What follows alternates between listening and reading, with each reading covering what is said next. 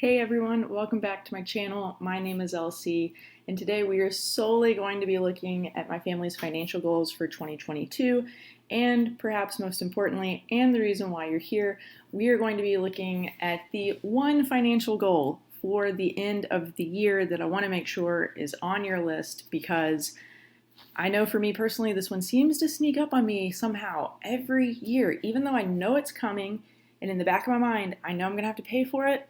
Still somehow I just forget throughout the year. And so then, towards the end of Q3, beginning of Q4, I feel like I'm just trying to scramble to get savings in place for it. So we will definitely be talking about that. So let's go ahead, let's jump into it.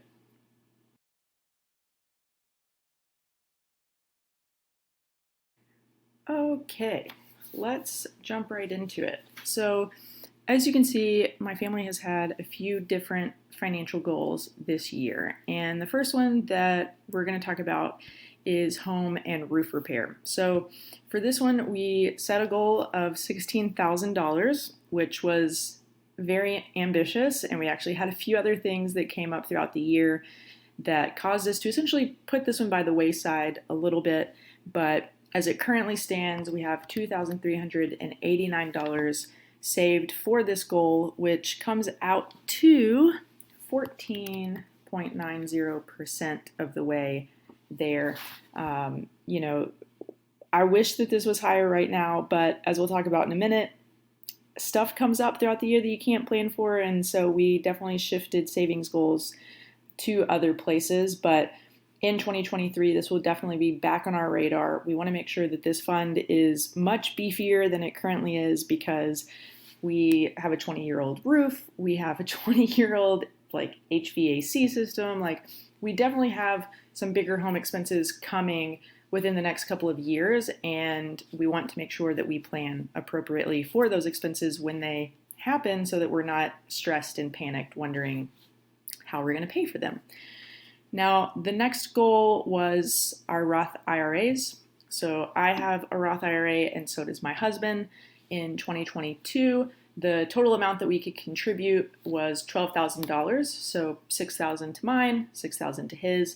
And I am happy to say that we have completely maxed those out. We have contributed $12,000, which means that that goal is 100% complete, which again, it's just a great feeling.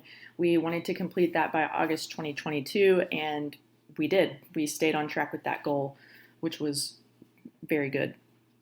Now, our next goal was a car fund.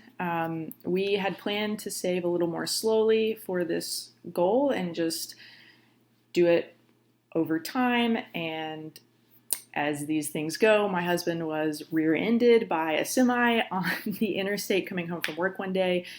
Thankfully, he was okay and not injured at all, but again, it did total his car, and so our hand was forced a little bit because we did have to purchase sooner than we would have liked, essentially. So moved some things around, and we did have $15,000 for this ready to go, which again, very thankful that that was the case, and obviously thankful that he was okay.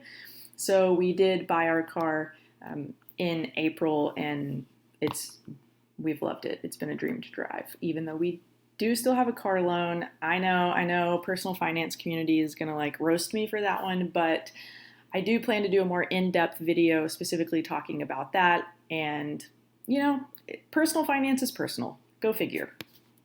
Now, our next goal was $5,000 for our baby fund. So we had our baby in May of 2022, and we did also complete this goal. We wanted to have money for her nursery and furniture and diapers and all the things that go with a baby. We wanted to make sure that we were well prepared for that in case we had higher than expected medical bills. So that we did also complete by May of 2022. A new goal that I've put on our radar once we maxed out our Roth IRAs is vacation for next summer. I have no idea how much it's going to cost for 3 people to go on vacation. I haven't started planning yet, although I know that I need to. So I have in some ways set an arbitrary goal of $5,000. Right now I'm thinking we'll just do a beach vacation, which hopefully would be cheaper than $5,000. But we'll see, and can look and adjust this as needed. But right now we have $500 specifically towards this, which is 10% of the goal total. I would like to have that done by March 2023, if not sooner, just so that we, if we need to pre-book things, we have funds specifically set aside that we can use for that. Now, the next goal, again, I'll get into this more in depth in another video, but I would like to have a car payoff fund. So currently we do have a car note. It is more than $15,000, but this is just the goal that I wanted to shoot for, in the hopes that by the time we get to $15,000, our payoff amount will be pretty close to that, and then we can reassess and see what we're thinking and feeling. Just honestly, given the economy right now, I don't want to just pay off the car loan in a lump sum in case something should happen and one of us should lose our jobs. I would like us to still have, some emergency money that we can shift around as needed. So currently there is actually $0 in this bucket. But again, it's fine. We know we want to pay it off early, but we just got to figure out the timing. And then the last goal that I actually just added last week, which again, I cannot believe that this was not already on my list, but that's life for you, and that is holidays. So there is obviously a little thing called the holidays at the end of December that we will be celebrating, right? So it's like amazing to me because I know, hey, we're going to be buying Christmas gifts. We're going to be spending money on Christmas lights and adventures with our baby and all these things.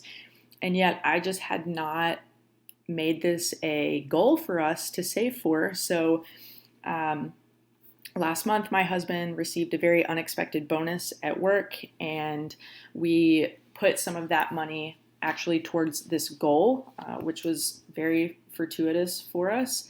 So we currently have $500 in there, which is 67% of the way to our goal. We don't have very many family members that we buy gifts for, and our baby will only be like 8 months old at Christmas, so we're not planning on going overboard with gifts for her.